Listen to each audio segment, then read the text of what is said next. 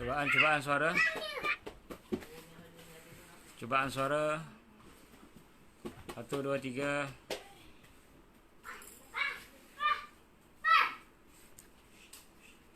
Satu, dua, tiga. Suara okey, cubaan suara. Respon sikit.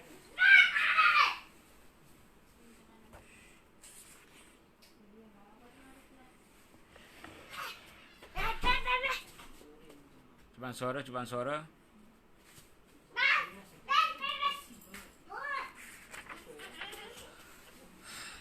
Assalamualaikum warahmatullahi taala wabarakatuh.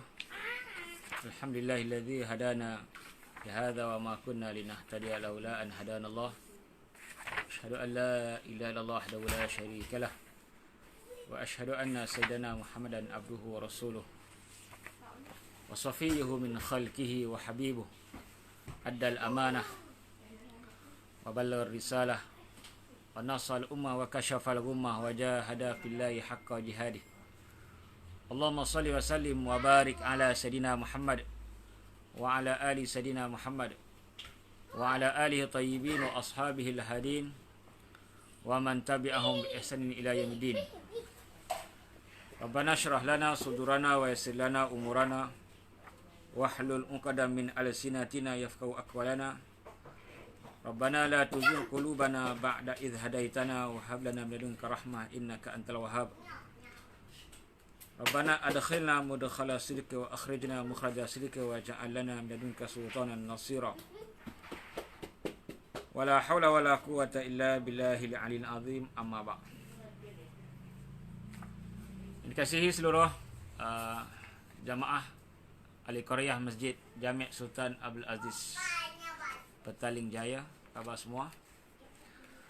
Syukur kita pada Allah Subhanahu wa taala pada malam ini dapat lagi sama-sama kita menghadirkan diri ke dalam majlis ilmu. Mudah-mudahan Allah sentiasa memberkati kita, insya-Allah. Tajuk kuliah Maghrib kita pada malam ini ialah tentang hudurul qalbi, hadirnya hati. Jadi pakai share lah, share dalam Facebook, WhatsApp, grup dan sebagainya.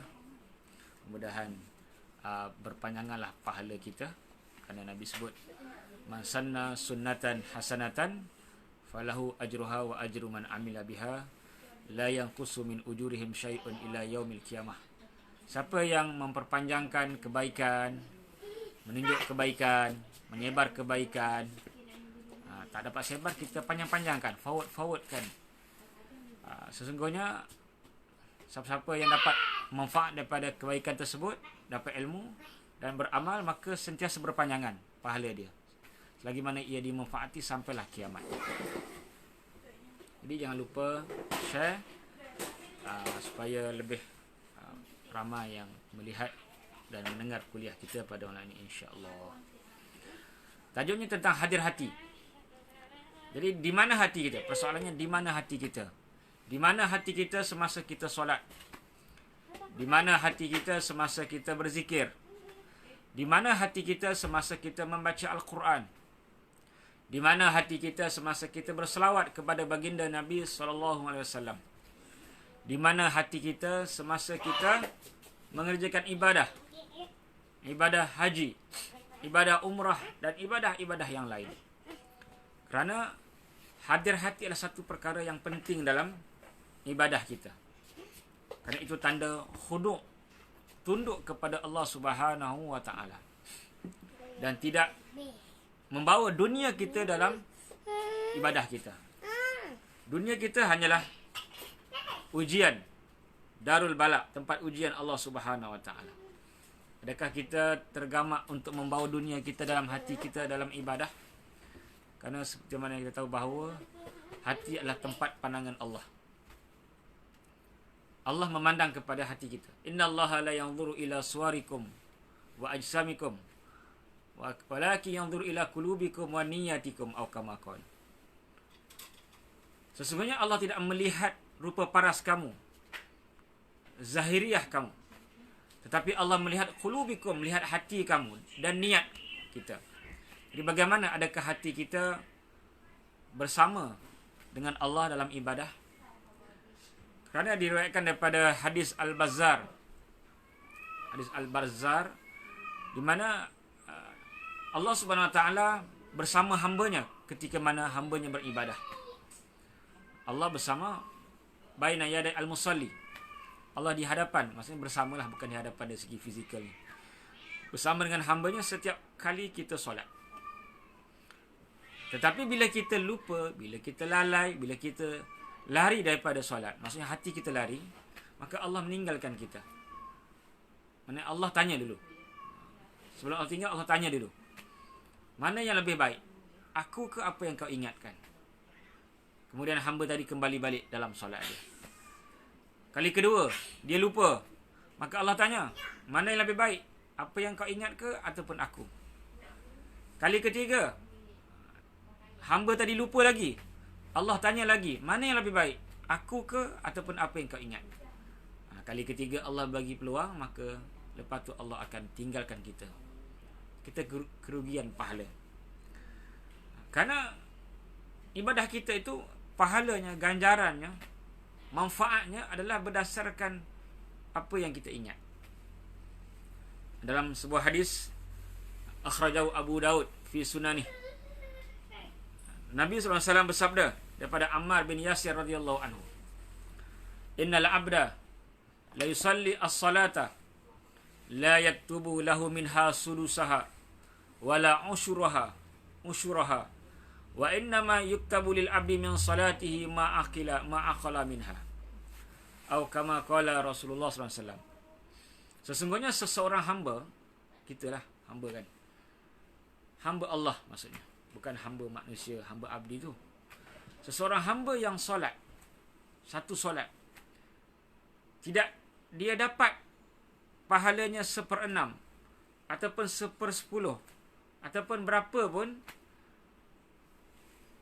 hanya saja yang dia dapat adalah sekadar mana apa yang dia ingat. Ma aqala minha, ay ma fahima minha, ay ma khashi'a minha. Apa yang dia dapat dalam solatnya, itulah pahalanya. Jadi kadar pahala itu bergantung kepada khusyuk kita. Dan khusyuk ini sangat penting. Hadir hati dan khusyuk ini sangat penting dalam ibadah. Bukan hanya ibadah solat, bukan solat je. Semua ibadah kita kena ada hati. Sama juga kalau kita kerja kan. Kalau tak ada hati, bos tengok kita munyuk semacam je kan. Jadi kerja pun tak senang, kerja pun tak beres, kerja pun tak perfect, tak sempurna kan. Kalau kita ada hati dalam satu pekerjaan, maka kerja kita lebih sempurna, lebih baik. Di mana kita lihat betapa pentingnya hadir hati ataupun khusyuk tadi dalam ibadah. Sehingga mana Allah Subhanahu Wa Taala meletakkan dalam ayat yang pertama, ciri yang pertama, bukan ayat pertama, ciri yang pertama daripada ciri-ciri orang yang berjaya, iaitu orang beriman yang berjaya. Allah sebut qad aflahal mu'minun alladzina hum fi salatihim khashi'un. Sesungguhnya berjayalah orang-orang beriman. Siapakah mereka? Adakah mereka yang memiliki harta yang banyak, ataupun followers yang ramai, ataupun bagaimana? Di sini Allah sebut yang pertama, ciri mereka yang berjaya adalah alladzina hum fi salatihim khashi'un. Orang-orang yang khusyuk dalam solatnya. Orang-orang yang menghadirkan hati dalam ibadahnya. Bukan hanya solat, dalam keseluruhan ibadah.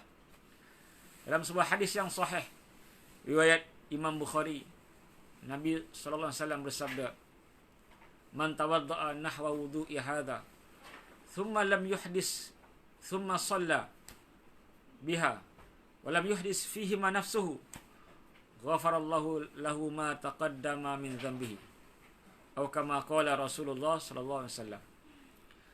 Sesiapa yang berwuduk dengan cara wudukku, Nabi tunjukkan kepada sahabat bagaimana nak berwuduk, wuduk yang sempurna. Kemudian dia solat dengan wuduk tersebut, lam yuhdis fihi ma nafsuhu. Pada kedua ibadah tadi dia tidak lalai, baik solat, baik wuduk. Dia sebut fihi ma ni kalau kita belajar bahasa Arab ialah musanna, bukan muannas. Musanna ni dua. Hima, dua. Apa maksud dua? Dua ni ialah solat dan juga wudu. Nabi kata siapa yang wudu, kemudian dia solat, dan dia khusyuk pada wudu dan solat. Maknanya dalam berwudu pun kita dituntut untuk khusyuk. Wudu pun kena khusyuk. Jangan leka, jangan lalai. Apa maksud khusyuk dalam wudu? Khusyuk dalam wudu ialah kita mengambil wudu, anggota-anggota yang sunat, anggota-anggota yang wajib, dengan kita ingat kepada Allah. Kerana wudu tadi dapat menghapuskan dosa-dosa kita. Kita basuh muka, kita ingat menyucikan dosa mata, dosa mulut dan sebagainya. Kita basuh telinga pun, kita sucikan daripada dosa-dosa. Telinga pun ada dosa, bukan mulut je. Kita dah ingat mulut je banyak buat dosa. Telinga pun ada dosa. Dengar benda-benda yang tak elok, yang tak baik, mengumpat, mengutuk, dengar pun dapat dosa. Itu perangai Yahudi. Dengar benda yang tak elok, benda yang lara, benda berdosa lah, benda maksiat. Kerana Allah sebut dalam Quran, perangai Yahudi, samma'una lil kadhibi akaluna lis-suh.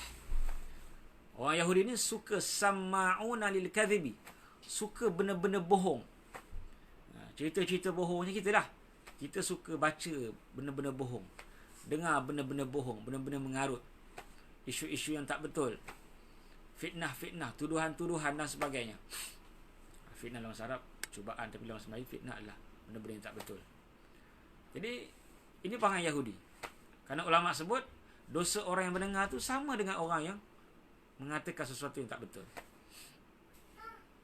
Ataupun kita dengar rahsia-rahsia orang. Nabi sebutlah hadis Sahih Bukhari, man istama' ila hadithi qaumin wa hum lahu karihun subba fi udhunahi al-anak. Sesiapa yang sengaja, man istama', sengaja dia dengar. Orang Jawa kata menguping. Dia dengar, dia pasang telinga kan. Man istama' ila hadithi qaumin. Sengaja dia dengar ucapan-ucapan satu kaum, satu puak, satu kumpulan, wa hum lahu karihun. Sedangkan orang tersebut, puak tersebut, kumpulan tersebut tak suka dia dengar. Kalau suka tak apa kan. Tak suka dia dengar, subba fi udhunahi al-anak. Pada kedua telinganya akan dituangkan al-anak.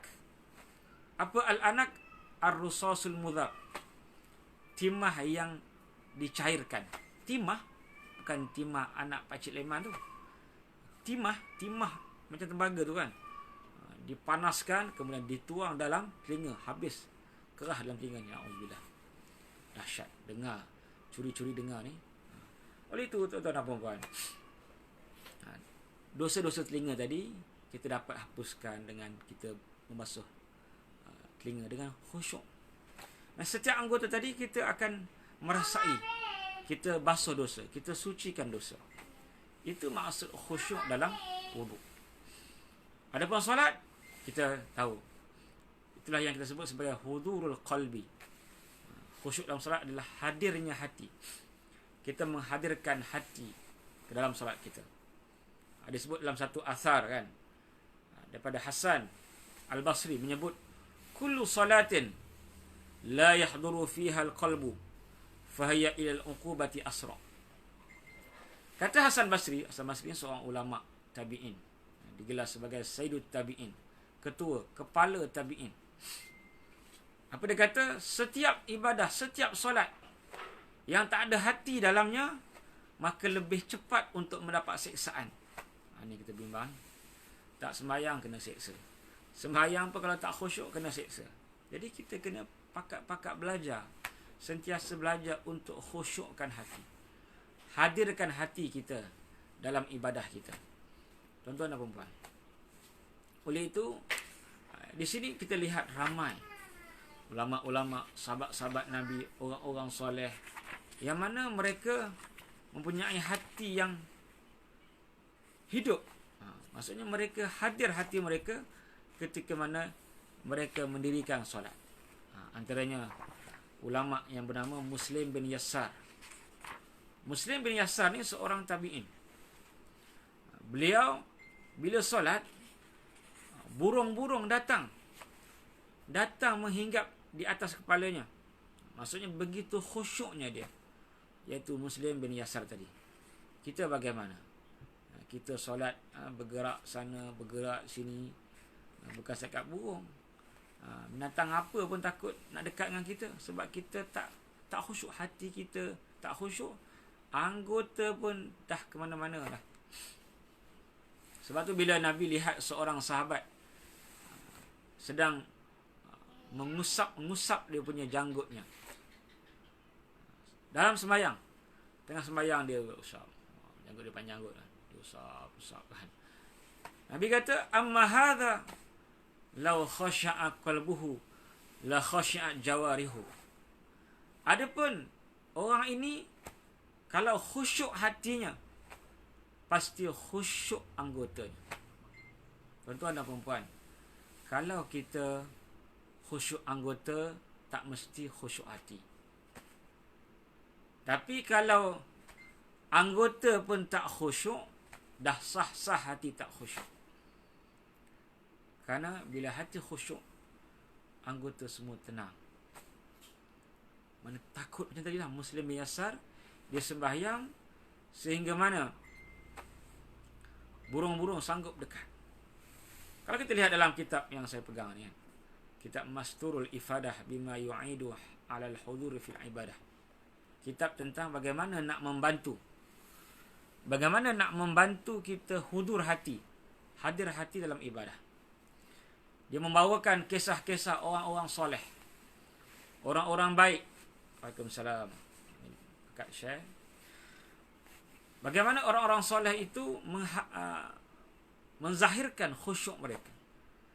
Bukanlah mereka sengaja menampakkan khusyuk pada orang lain. Maksudnya kita nampak jelas khusyuk mereka.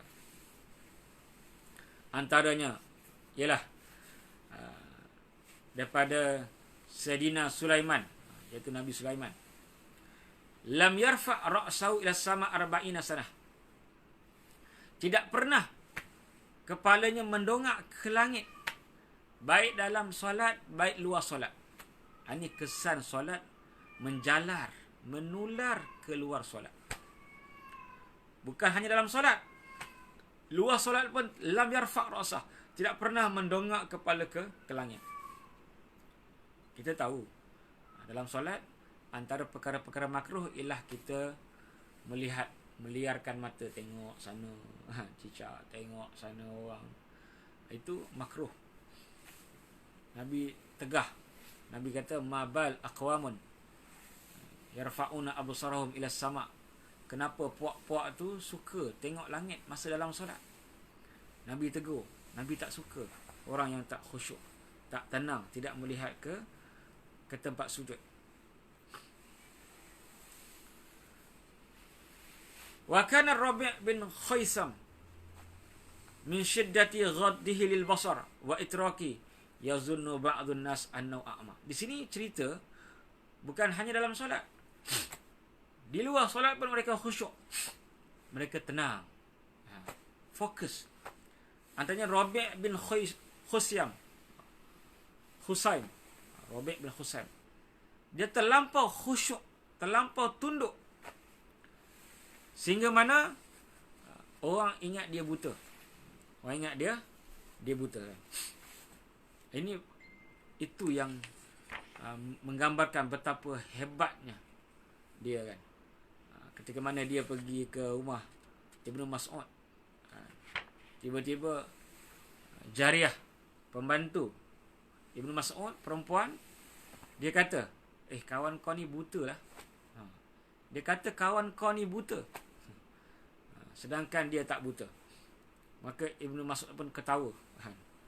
Dia kata itu bukan buta. Menunjukkan bahawa betapa khusyuknya mereka. Dan ada yang menunjukkan rasa takut dalam solatnya. Antaranya ialah seorang tabi'in, Zurarah bin Abi Aufa. Zurarah bin Abi Aufa bila solat, dia sangat takut dalam solatnya. Ketika mana dibacakan ayat tentang kiamat, wa nufikha fis suri fasa'iqa man fis samawati wal ard, dan apabila ditiup sangkakala, maka matilah semua yang ada di langit dan di bumi. Bila dibacakan ayat ini, ayat yang menggambarkan tentang kejadian kedahsyatan hari kiamat, Allah sebut wa nufikha fis sur, tiupan sangkakala yang pertama, fasa'iqa man fis samawati wal ard, semuanya mati, illa man syaa Allah, kecuali makhluk-makhluk yang Allah kehendaki. Ketika mana mendengar ayat tersebut, Zurarah bin Abi Aufa ketakutan yang amat sangat, sehingga mana dia pengsan dan akhirnya dia mati. Itu menggambarkan bahawa sangat dahsyatnya ketakutan yang ada pada salafus soleh, pada sahabat Nabi, pada tabi'in. Kita lihat sahabat Nabi Sayyidina Ali radhiyallahu anhu karamallahu wajhah. Beliau bila nak solat, beliau akan pucat besi. Beliau akan kata, qad hana waqtul amanah, sesungguhnya telah sampai waktu amanah. Jadi antara kita nak bagi khusyuk ni, kita merasakan bahawa ibadah yang sedang kita lakukan adalah satu ibadah yang sangat besar. Nah, ibadah, sebab kita tak rasa besarnya ibadah tadi, kita meremehkan solat. Kita anggap benda tu biasa, common, hari-hari aku buat kot. Maka menyebabkan solat tadi tak ada apa-apa dalam hatinya, dalam dirinya. Dia sambil menguap, sambil dia menggeliat dalam solat, sambil dia mengantuk dan sebagainya. Tak ada feeling. Hilang dia punya perasaan dalam solat. Yang ada perasaan dia. Maka dia, bila tak ada rasa nilai ibadah tadi, maka tidak khusyuk dia. Oleh itu penting kita rasa solat itu satu benda yang besar, amanah yang besar. Seperti mana Sayyidina Ali karamallahu wajhah, bila waktu solat dia kata qad hana waqtul ibadah, waqtul amanah, telah sampai waktu solat yang merupakan satu amanah yang besar. Yang mana dia kata allazi aradaha Allah ila samawati wal ardi wal jibal fa abaina ayyahmilnaha fa hamaltuha. Yang mana amanah solat ni, amanah Islam termasuklah solat, Allah berikan, ajukan, offer pada semua makhluk, kepada langit, kepada bumi, kepada gunung-gunung, makhluk-makhluk yang besar ni kan, Allah beri. Tetapi mereka semua menolak. Fa'abaina ayyahmilnaha, dia tak nak. Jadi makhluk-makhluk Allah yang besar, bumi tak mau terima amanah Islam dan solat. Langit yang lagi besar pun tak mau. Dan juga gunung ganang yang besar di bumi ni pun tak mau. Mana yang besar-besar pun takut nak terima amanah Islam, termasuklah solat ini. Maka fahamal Tuhan, aku yang terima, kata Sayyidina Ali. Sebab tu dia rasa sangat takut, sangat bimbang.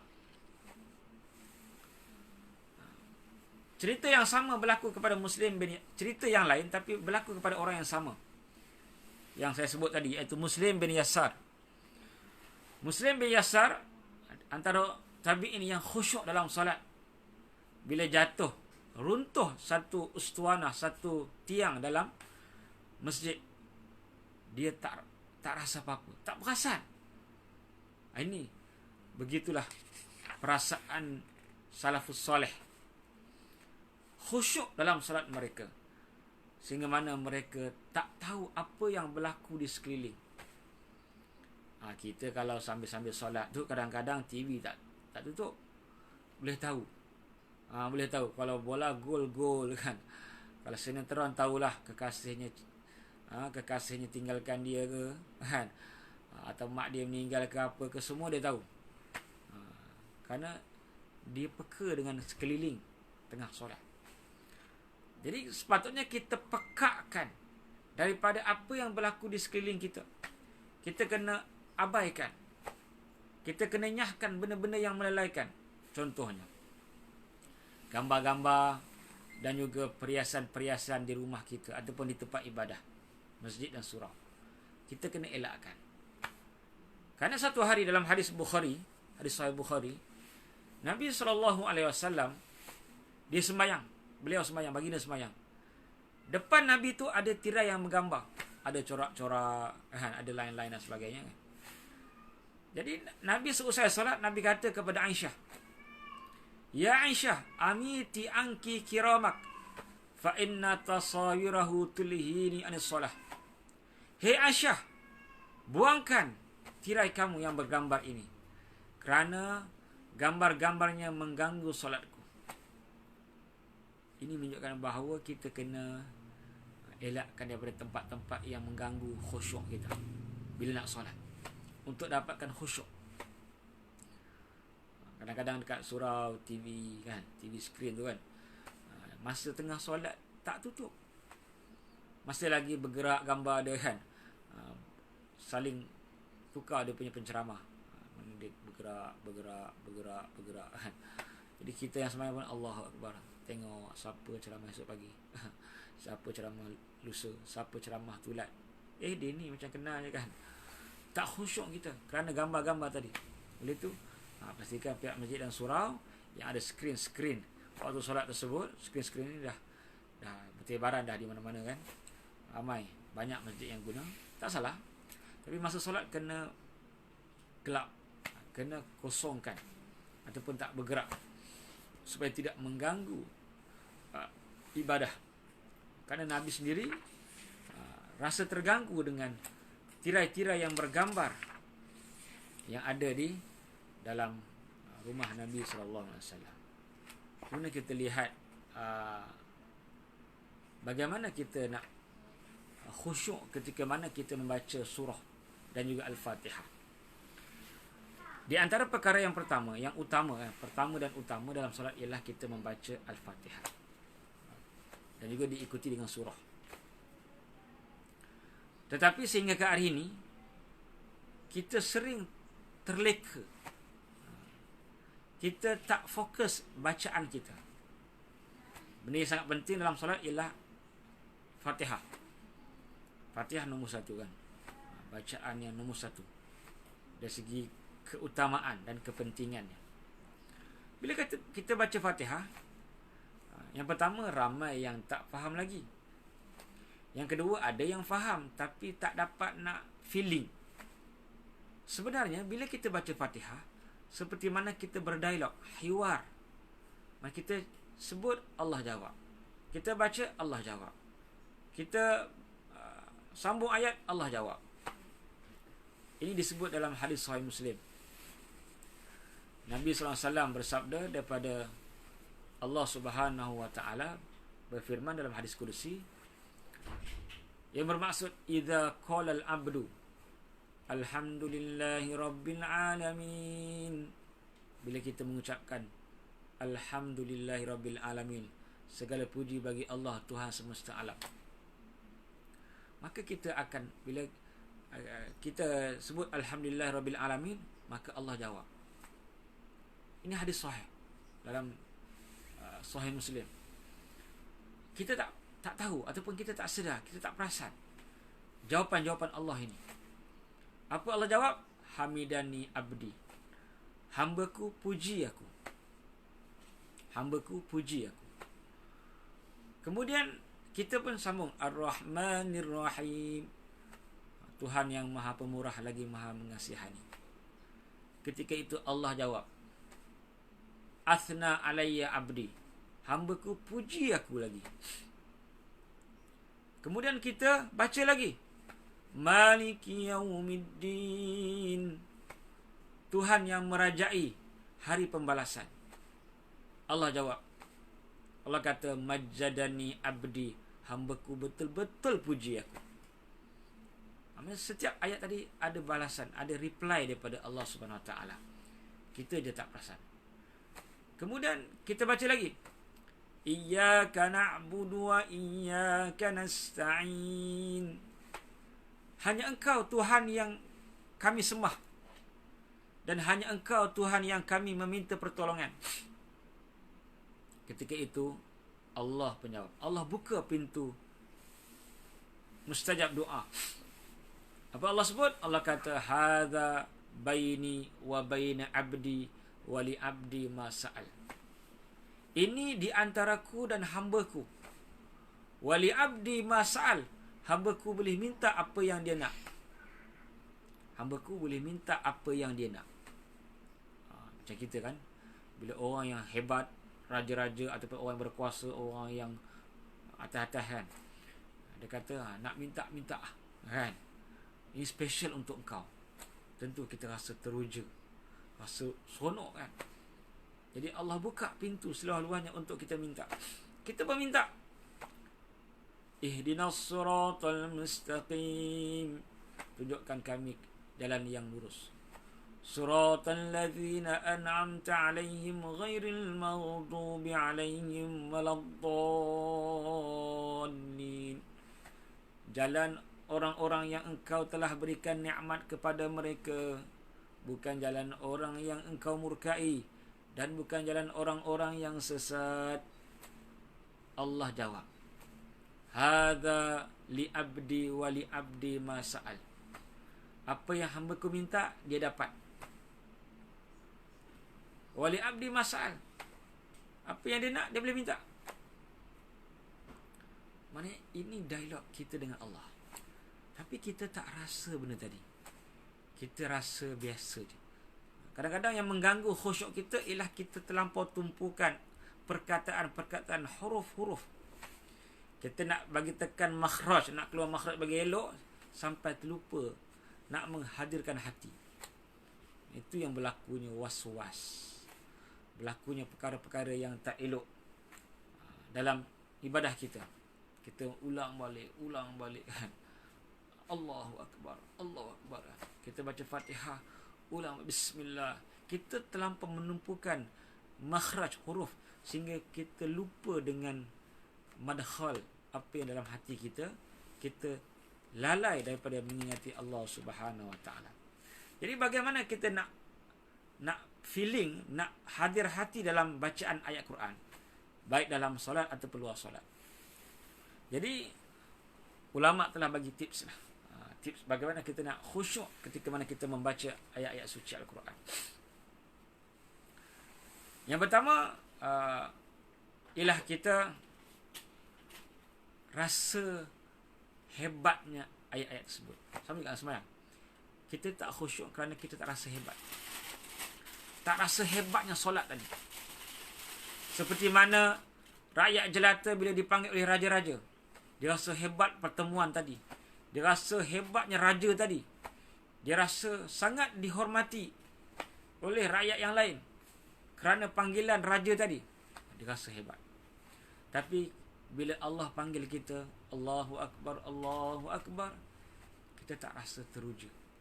Mungkin kita rasa, aduh, solat lagi. Itu sikap munafik. Yang mana Allah sebut dalam surah An-Nisa, innal munafiqina yukhadi'una Allah wa huwa khadi'um wa idza qamu ila as-salati qamu kusala yura'una an-nasa wa la yadhkuruna Allah illa qalila. Kita lihat bagaimana cara orang munafik solat, seperti mana yang disebut dalam Al-Quran. Sesungguhnya orang munafik yukhadi'un Allah. Dia cuba nak memperdaya Allah. Apa maksud perdaya? Dia nampak macam khusyuk, macam tunduk, macam dia baca, tapi hatinya kosong. Itu maksud orang munafik cuba nak memperdaya Allah. Wa huwa khadi'uhum. Tapi ingat, Allah yang perdaya dia. Wa idza qamu ila salati qamu kusala. Dia berat nak sembahyang. Jadi tanda-tanda munafik dia berat. Bila datang waktu solat yang seterusnya, aduh, rasa baru tadi solat, dah kena solat. Dia rasa terbeban dengan solat. Dan lepas solat pun dia malas nak berzikir, berdoa. Terus dia lipat sejadah dan buka telefon. Lebih lama daripada dia hamparkan sejadah ataupun dia solat. Yura'unan nas. Orang munafik ni dia yura'unan nas. Dia sembahyang, dia menunjuk-nunjukkan. Dah lah tak khusyuk. Dah lah malas. Lepas tu sembahyang tadi bukan untuk Allah SWT, tapi untuk manusia. Nabi sebut bagaimana nasib keadaan orang yang sembahyang bukan kerana Allah. Bila seusai solat je, Allah akan campak solatnya ke muka, seperti mana dicampaknya kain ke muka orang yang bersalah. Hinanya orang yang solat kerana manusia. Dan Allah sebut last kali ciri solat orang munafik, wala yadhkurunallaha illa qalila, dan dia hanya ingat Allah sedikit sahaja.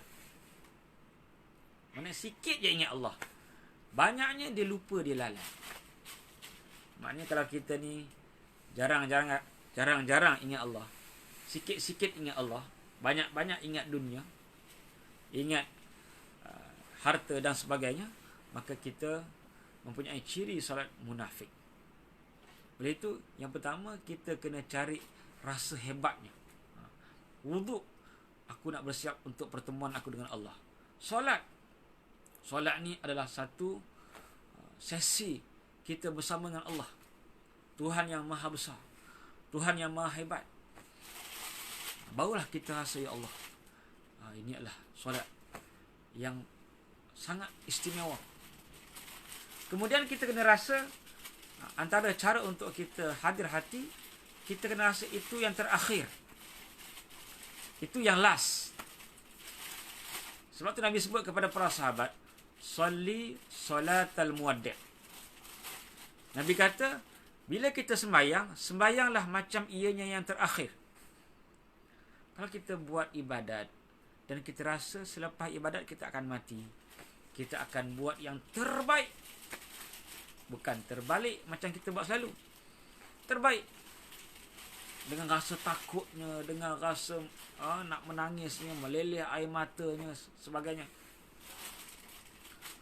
Oleh itu kita akan buat yang terbaik kalau kita rasa itu yang last. Sebenarnya sahabat-sahabat, tuan-tuan dan puan-puan yang dirahmati Allah, Allah tanya kita, bila kita nak khusyuk. Allah bukan hanya menyatakan bahawa khusyuk ni satu elemen yang penting dalam kejayaan seorang beriman, seperti mana ayat tadilah, ayat 2 surah Al-Mu'minun.